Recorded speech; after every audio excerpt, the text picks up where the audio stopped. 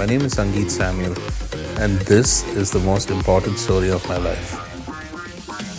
Ever since I could remember, I've been a motorsport enthusiast, and so did my family.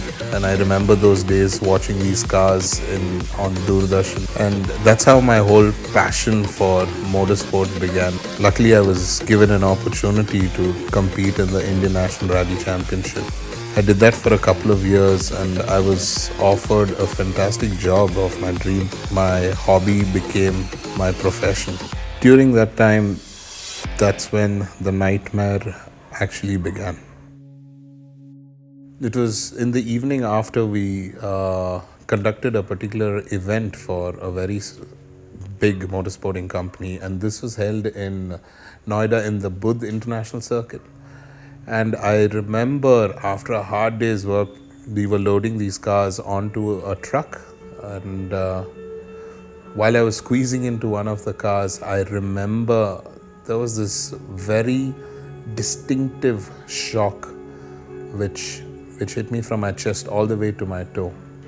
I remember a funny tingling sensation on my left hand, and my right leg kind of had a brain of its own. It started giving me a different feeling, and I knew things were not normal. We decided to consult a doctor and just iron out all possibilities. And the doctor paid very close attention to what I was saying, and he said this could be anything from an internal injury or even all the way up to cancer. He recommended us to do an MRI the very next day. My wife and I remember going to Silverline Diagnostics, and we got this particular MRI done. It was happening in slow motion. I honestly couldn't take it anymore. I literally opened the door of that MRI scan room, and I asked the guy, could you please tell me, my name is Sangeeth Samuel, and could you tell me if it is cancer? They looked at me and said, boss, it's not cancer, literally. And for me, that's all I wanted to hear. And I actually brought those reports back, and I remember reading it was cervical demyelination of the nerve. And like most human beings do, I looked up Google, and just out of curiosity. And that shook my world. Couldn't wait to meet Dr. Biju and show him these reports, because we really didn't understand what demyelination meant.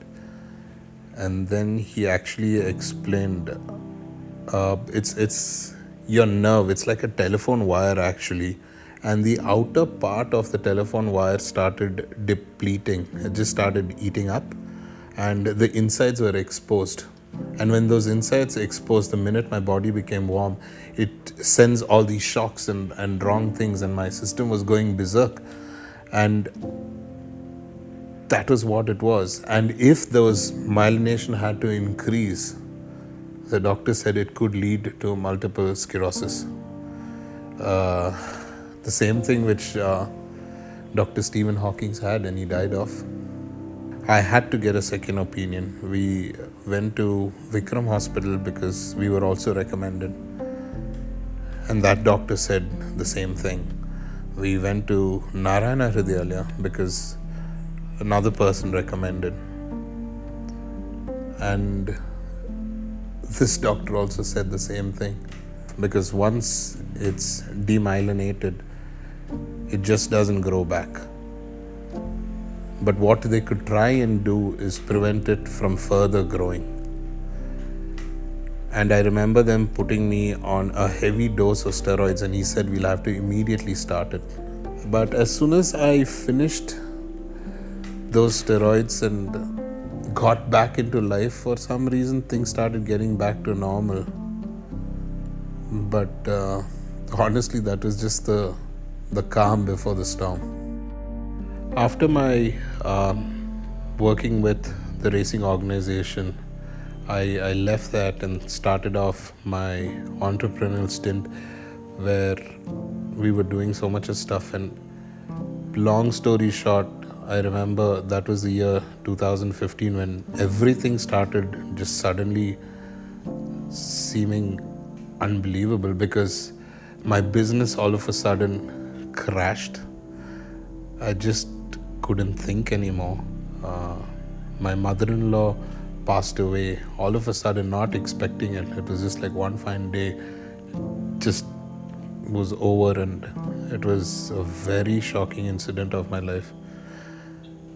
My cousin, who was my mentor, who gave me a lot of advice, who helped us during my mother-in-law's passing, he passed away of a heart attack. It was one of the worst years of my life.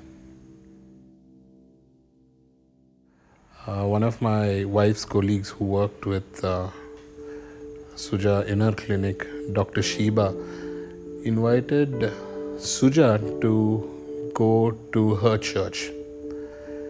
And that's when Suja actually called me that afternoon and said, do you want to come? The only time I probably went to church, being a traditional Christian, was for Easter, Christmas, New Year. And more often than not, it was either coming back from a late night party or going to one. Irrelevant of what happens at church, sometimes we even crashed in the car. And that was strongly because of me being an atheist as a background, where God didn't make sense. For some reason, I said, we'll go in. And we actually had one agreement saying that if we both don't like the place, you're going to get out. As I was walking there, I heard some unbelievable music coming out. And for some reason, I just took a turn. I still remember that walk, took a turn and went and sat down in the back row. There was this fantastic choir who was just singing, and I felt at peace. And there was this gentleman who walked on the stage. And the first thing, amongst many other things he was talking about, I remember him saying, Jesus telling Peter, Macha, this is not going to work. That actually got my attention. I started listening, and for the first time, somebody actually made sense to me.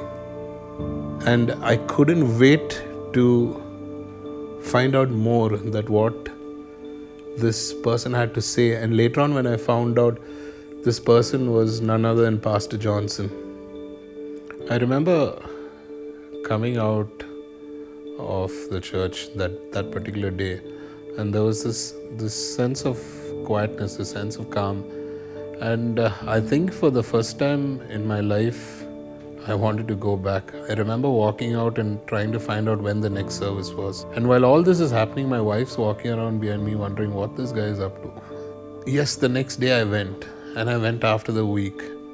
Being this headstrong atheist who used to sit down for hours and try and prove people wrong, do a lot of research and studies as to why God didn't exist, to knowing there is a difference, and kept coming back and very curious to know more. So getting my feet back together, and that's when I thought things were in place. But I remember walking down the steps from my office, which was on the first floor. I got my first shock again. And everything what had happened in the past had just suddenly come back to me as a flashback, because I remember the doctor saying, if this continued, it's multiple sclerosis. The thought was in my head. The shocks increased. I knew for sure it was back. All those visuals of Stephen Hawking's and sitting down there like a vegetable on that chair, the fact that thinking of me in a vegetable situation with when life was not going right was a scary place to be. A very close friend of mine and his wife, going to meet them as a part of my goodbyes. And I knew I could trust him with doing what I wanted. I actually made a suicide pact with him, saying that if ever I had to reach a stage where I was like a vegetable and I was living off a straw, he would help me pull the plug. I in fact studied about euthanasia as to how legally you could kill yourself. One thing for sure I did was I kept going to church, and not because I had to, because I wanted to. For the first time in my life, I was learning something new, and I knew that there was a certain sense of security I found in being in the Lord. And every day I constantly kept learning something. I kept investing my time in with the Lord, and I knew for sure I was safe. But then, hey, I'm human, right? For the first time in my life, I'm attending a Good Friday service, and I so wanted to attend that service. It was a fantastic service where you knew God's presence was there. And I remember after the final song, Pastor very categorically saying, I'm inspired that there is going to be a healing right now. He requested the entire congregation to stand. And I remember his precise words. He said, may the blind see, may the deaf hear, and may people with nervous disorders be healed right now. Nervous disorders, be healed in Jesus' name.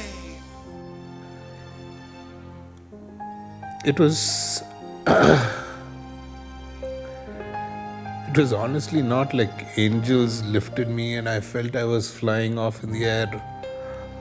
But I felt I was soaking wet. I was sweating. I was so overwhelmed with what I heard. And I knew that there was a difference. I came out of church blabbering. I didn't know what I was saying. I was talking to random strangers, people I knew. I was telling them something they really didn't understand. We went back to the doctor, and the doctor recommended that we do an MRI scan again.